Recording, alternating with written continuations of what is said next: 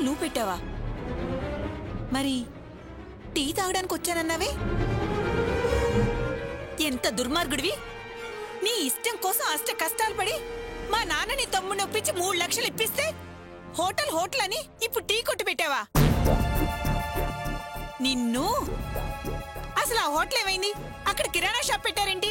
ఏంటి ఇదంతా? అసలు ఏం జరుగుతుంది? సరోజ ఆవేశపడకు, ముందు నేను చెప్పేది నిదానంగా చెయ్యొద్దరవయ్యా. ముందు నేను అడిగిన దానికి సమాధానం చెప్పు. అరవకు సరోజ, కస్టమర్స్ అంతా మనల్నే చూస్తున్నారు. అనవసరంగా బిజినెస్ పాడైపోద్ది. కొంచెం మెల్లిగా మాట్లాడు. ఇక్కడ కోట్లలో వ్యాపారం చేస్తున్నావు, ఇది పాడైపోతుంది. అసలు ఆ హోటల్ ఏమైందయ్యా? ఈ టీ స్టాల్ ఏంటి? ఏం చెప్పమంటావు సరోజ? ఉప్పు వ్యాపారం చేస్తే వర్షం పడుతుంది, పిండి వ్యాపారం చేస్తే గాలి దుమారం వస్తుంది. టపాసులు అమ్ముదామంటే నిప్పు తగులుకుంటుందేమో అన్నట్టయింది నా పని. ఏమయ్యా, హోటల్ ఏమైందని అడిగితే కథలు చెప్తున్నావేంటి? కథలు మర్యాదగా అడిగిన దానికి సమాధానం చెప్పు, లేకపోతే మొగుడివి మగాడివి అని చూడకుండా కొట్టి కూర్చోబెడతాను. అడిగిన దానికి సమాధానం చెప్పు. సరోజ, నీకంతా వివరంగా చెప్తాను, నువ్వేమనవు కదా? ఏమనలే, చెప్పు.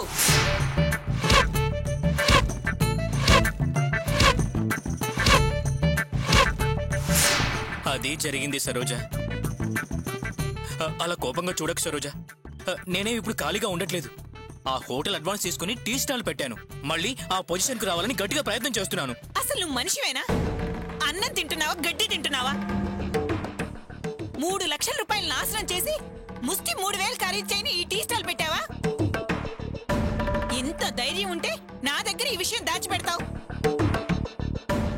ఇంట్లో చూస్తే ఆ రాణి పెత్తనం తీసుకుని పప్పు నీళ్లు ఉప్పు నీళ్లు పోస్తుంది. నోరు రుచి తప్పి పెడస కట్టిపోతుంది. ఏదో ఒకటి కాస్త రుచిగా మన హోటల్లో తిందామని వస్తే నువ్వేమో ఇక్కడ టీ కాఫీలు అమ్ముకుంటూ కస్టమర్తో చీ కొట్టించుకుంటున్నావు. నేను రాబట్టి ఇప్పుడైనా ఈ నిజం తెలిసింది, లేకపోతే జీవితాంతో నన్ను భ్రమలో ఉంచి మోసం చేసేవాడు కదూ. అది కాదు సరోజా, నీకు చెప్తే ఇలా చీవాట్లు పెడతావని నీ దగ్గర ఈ విషయం దాచాను. నువ్వలా చూస్తూ ఉండు, నేను పోగొట్టుకున్న డబ్బు వడ్డీతో సహా నేనే సంపాదిస్తాను. ఈ స్టాల్ మీదే సంపాదించి ఈసారి సరోజా గ్రూప్ ఆఫ్ హోటల్స్ అని చాలా బ్రాంచ్లు ఓపెన్ చేస్తాను. ఆపోయా నీ మాటలు, వింటుంటేనే ఒళ్ళు మండిపోతుంది. నన్నేదో మసిపూసి మారేడుకాయ చేయాలని చూడకు. మర్యాదగా జరిగింది ఇంట్లో మా నాన్నకు చెప్పి ఆ 3 లక్షలకి లెక్కలు చెప్పు. పదా చెప్తుగాని రా. వద్దు సరోజా, ఈ విషయం ఇంట్లో తెలిస్తే నా గౌరవమే కాదు నీ గౌరవం కూడా పోతుంది. నాదా? నా గౌరవం ఎందుకు పోయింది? ఇప్పటికే నీ తమ్ముడి భార్యకి పెత్తనం ఇవ్వటం వల్ల నీకు సరిగా భోజనం కూడా పెట్టడం లేదు. ఇప్పుడు నేను 3 లక్షలు పోగొట్టిన విషయం ఇంట్లో తెలిస్తే నీ గతేం కావాలి, నా గతేం కావాలి? మన పరిస్థితి చూసి రాణి మనల్ని ఎలా చూస్తుందో కాస్త ఆలోచించు సరోజా. ఆడపడుచన్న గౌరవం మంట కలిసిపోతుంది. ఒక్కసారి ఊహించుకో.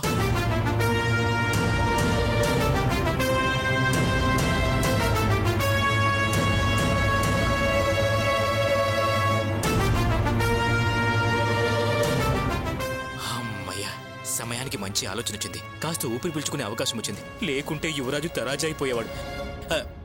సరోజా, ఏంటి సరోజా ఆలోచిస్తున్నావు? ఏమయ్యా, నన్ను పలకరించుకో. కక్కలేని మింగలేని పరిస్థితి కల్పించావు. ఈ విషయం ఇంట్లో తెలిస్తే, మరీ ముఖ్యంగా రాణికి తెలిస్తే దాని ముందు నేను తలెత్తుకొని తిరగలేను.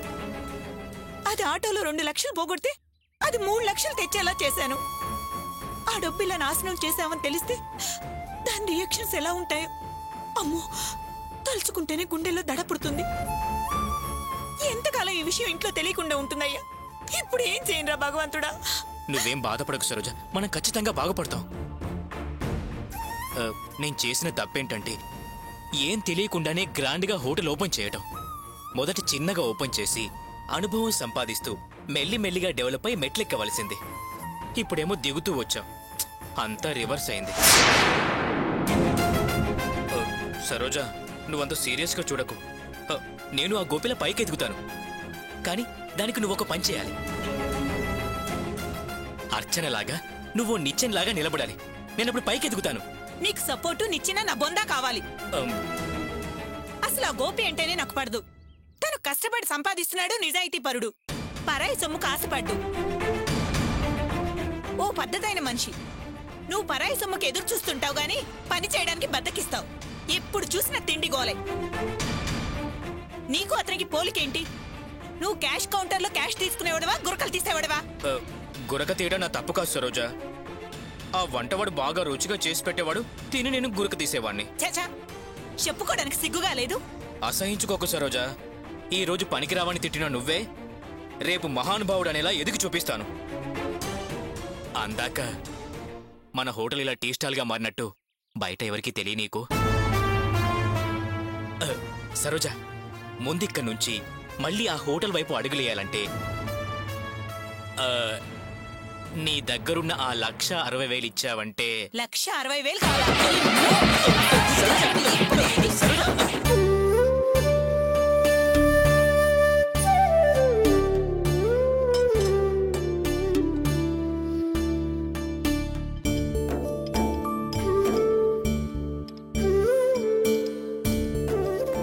భాస్కర్, ఆ 16-17 స్పాన్ ఎవరా?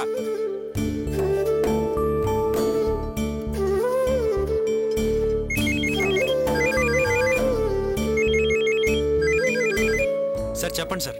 గోపి, చాలా పొద్దుపోయింది. నందిని ఇంకా రాలేదంటయ్యా. సార్ నేను పనిలో పాటు టైం చూసుకోలేదు.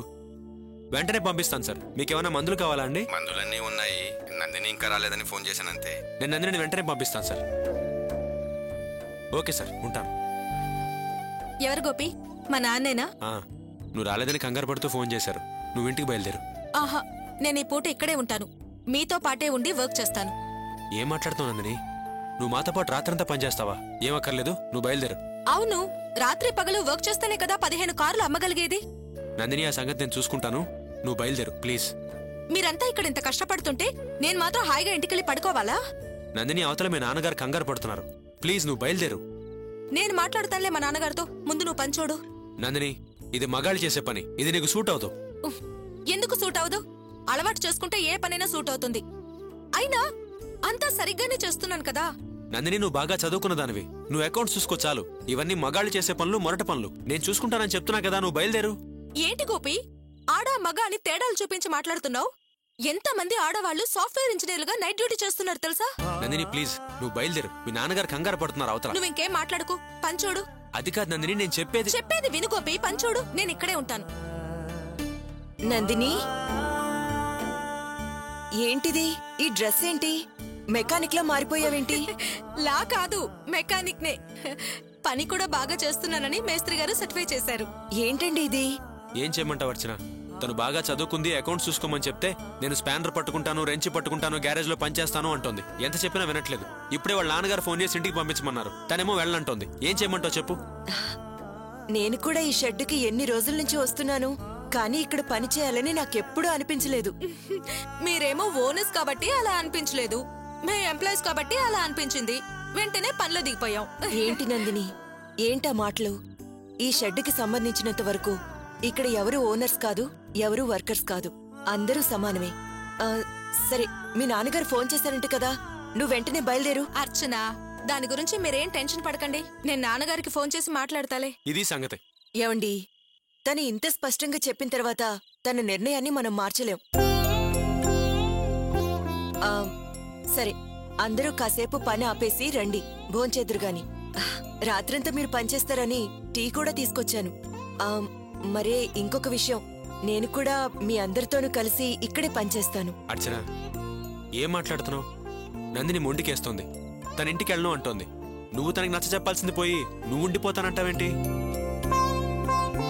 లేదు, నువ్వు రాత్రి పనిచేయడం నాకు ఇష్టం లేదు. నువ్వు ఇంటికి బయలుదేరు. అంటే నందినికొక న్యాయం, నాకొక న్యాయమా? నందిని, నువ్వే చెప్పు. గోపి, తను ఇష్టపడుతుంది కదా, కష్టమైనా ఇష్టమే అంటున్నప్పుడు నువ్వెందుకు వద్దంటున్నావు? అలాని కాదు నందిని, నాకు అర్చనంటే ప్రాణం. తను రాత్రంతా కష్టపడుతూ పనిచేస్తే నేను చూస్తూ ఉండలేను.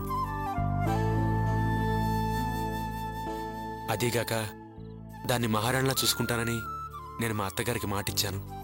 అందుకని అర్చన పనిచేయడం నాకు ఇష్టం లేదు. అందుకే వద్దన్నాను. గోపి, నీ భార్యను ఇంతగా ప్రేమిస్తున్నావంటే నిన్ను చూస్తే చాలా గౌరవంగా ఉంది. అర్చన, గోపి చెప్పేదాంట్లో కూడా కారణం ఉంది కదా? అబ్బా నందిని, నువ్వు కూడా ఏంటి ఆయనలాగే మాట్లాడుతున్నావు? నన్ను అపురూపంగా చూసుకోవాలని రాత్రి పగలనక ఇలా కష్టపడుతుంటే నేను మాత్రం ఎలా ప్రశాంతంగా ఇంట్లో నిద్రపోగలుగుతాను? ఇప్పుడు మనకున్నది ఒకే ఒక్క అవకాశం. రాత్రి పగలు కష్టపడితేనే ఈ షెడ్డుని మన సొంతం చేసుకోవడానికి అవకాశం దొరుకుతుంది. మీరందరూ కలిసి ఇంత కష్టపడుతుంటే నేను ఈయన భార్యగా ఆ మాత్రం కష్టపడకూడదా? సరే, రాత్రంతా ఇక్కడే ఉండి మీకు అప్పుడప్పుడు టీ ఇస్తూ ఉంటాను. దీనికైనా ఒప్పుకుంటారా? గోపి, అర్చన చెప్పిన దాంట్లో నీ మీద తనకున్న ప్రేమ, బాధ్యత స్పష్టంగా కనిపిస్తున్నాయి. తన కోరిక కాదనకు. అన్నా, వదినంతగా అడుగుతుంది కదన్నా, పోనీ ఉన్ని అన్నా. ఉండని అన్నా. ప్లీజ్ గోపి, ఉండని. సర్లే, మీరందరూ ఎంతగా చెప్తున్నారుగా. అర్చన, ఉండిపో. సరే, అందరి చేతులు కడుక్కురండి, భోజనం వడ్డిస్తాను. రండి.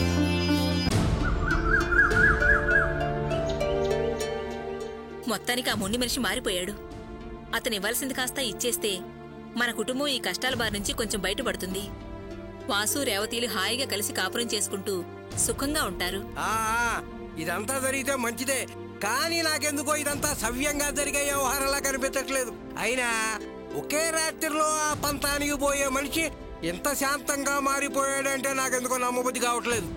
నాన్న, ఆయన మంచి మనిషిగా మారిపోయాడని రేవతి స్వయంగా చెప్పింది కదా, ఇంకా నీకు అనుమానం ఎందుకు? త్వరగా నడవండి. రేవతి చెప్పింది కాబట్టి నమ్మి బయలుదేరాం. ఎన్ని రకాలుగా ఆలోచించినా ఆ మాధవరావు మారాడు అంటే నమ్మలేకపోతున్నాను. ఏమయ్యా, వాళ్ళ నాన్న అలాగే ఉండుంటే రేవతి మనల్ని రమ్మని చెప్పదు కదా. అందులోనూ ఆయనకు ప్రాణగండం ఉందని చెప్పారంట కదా. ఒకవేళ ఆ భయంతో వచ్చిన మార్పేమో.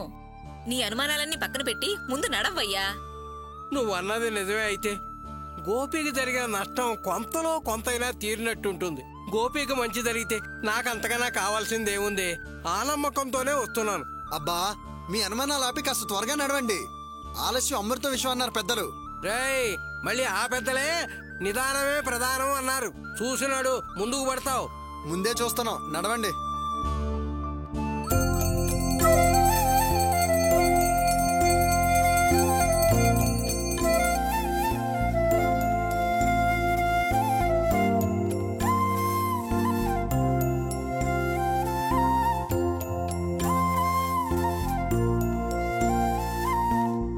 అమ్మా, అన్ని రెడీ చేసావా? అమ్మా రేవతి. అమ్మా రేవతి. అత్తయ్య, అత్తయ్య, మావయ్య రండి. రావాసు, రండి అత్తయ్య. రండొదినా, బాగున్నారా? ఎంత కాలమైంది మిమ్మల్ని చూసి. వాసు, ఎలా ఉన్నావు? బాగున్నాను అత్తయ్య. మేము మిమ్మల్ని మళ్ళీ ఇలా కలుస్తామని అస్సలు ఊహించలేదు. అంతా దేవుడు దయ వదిన గారు. నేను కూడా ఇలా జరుగుతుంది అనుకోలేదు వదినా.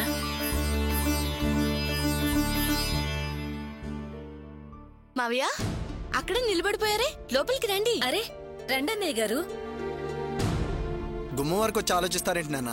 లోపలికి రండి. పిలుస్తున్నారు కదా, లోపలికి రావయ్యా. నాకేదో మనసులో కొంచెం గాబరాగా ఉంది. ఇదిగో, నేను ఇక్కడే ఉంటా గానీ మీరు వెళ్ళి పని పూర్తి చేసుకురండి. కలిసి వెళ్ళిపోదాం. ఎందుకు మావయ్య ఇంకా నాన్న గురించి భయపడుతున్నారు? ఇంతకు ముందులా నాన్న లేరు. ఆయన వల్ల మీకు ఎలాంటి ఇబ్బంది గానీ అవమానం గానీ జరగదు. నేను హామీ ఇస్తున్నాను. లోపలికి రండి మావయ్య. అవునన్నయ్య గారు, ఆయన మారారు అంటే మొదట్లో నేను నమ్మలేదు.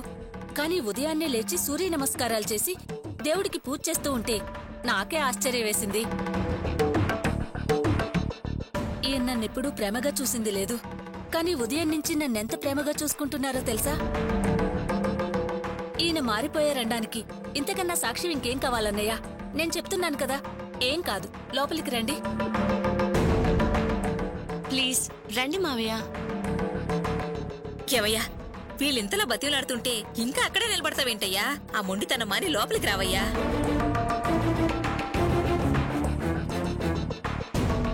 రండి మావయ్య, కూర్చోండి.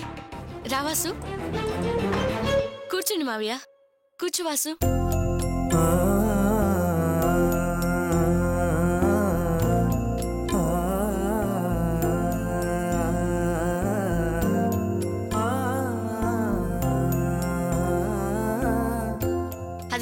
నాన్నగారు కూడా వచ్చేసారు.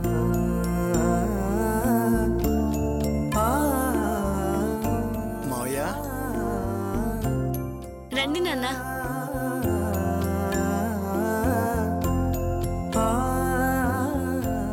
నమస్తే మావయ్య. నమస్కారం అన్నయ్య గారు. సర్వే జనా సుఖినో భవంతు. కూర్చోండి.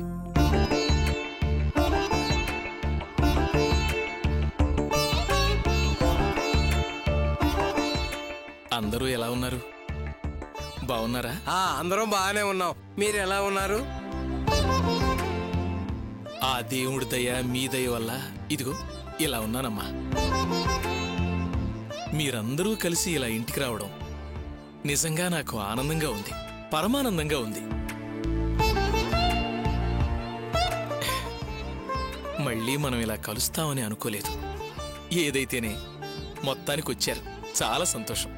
మనం ఈ ఇంట్లో ఇలా కలుస్తామని మేం కూడా అస్సలు ఊహించలేదు అన్నయ్య గారు. ఇదంతా మీలో వచ్చిన మార్పే కారణం. అవునమ్మా, మనిషి అన్నాక మార్పు, ఓర్పు, నేర్పు అన్నీ ఉండాలి కదా.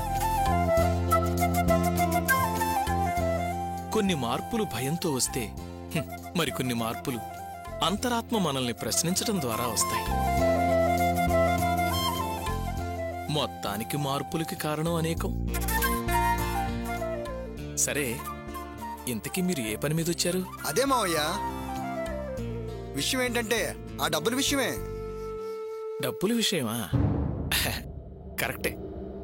ఎందుకంటే కోర్టులు, కేసులు, ఫీజులు వీటితోనే మన సంపాదన సగం తరిగిపోతుంది. అందుకని మన రెండు కుటుంబాలు సామరస్యంగా నిదానంగా ఆలోచించుకొని మ్యాటర్ సెటిల్ చేసుకోవడం మన రెండు కుటుంబాలకి ఉభయతారకం. ఏమంటావమ్మా? చాలా బాగా చెప్పారు అన్నయ్య గారు. మేం కూడా ఆ విషయం మాట్లాడదామని వచ్చాము. అవునమ్మా. ఇంతకీ ఎంత కావాలో అడగలేదు? అదేంటి అన్నయ్య గారు, మేం అడగాలా? మీకు తెలుసు కదా, అదేదో మీరే నిర్ణయించండి. అది కదమ్మా, ఇలాంటి విషయాల్లో ఇచ్చేవాళ్ళు చెప్తేనే బాగుంటుంది.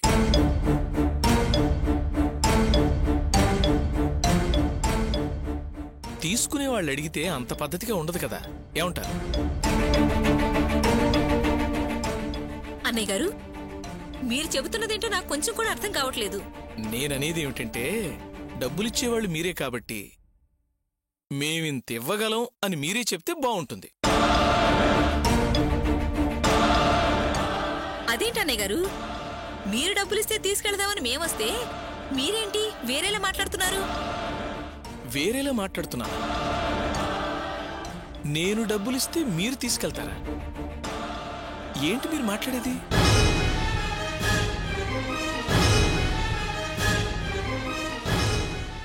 నాకు డబ్బులు ఇవ్వాల్సిన అవసరం ఏముంది?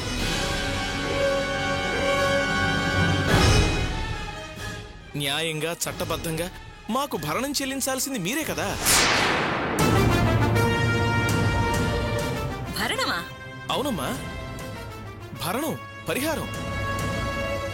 ఏ మీకు తెలీదా?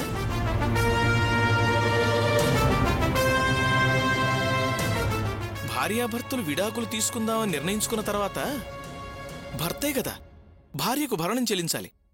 అదే కదా న్యాయం.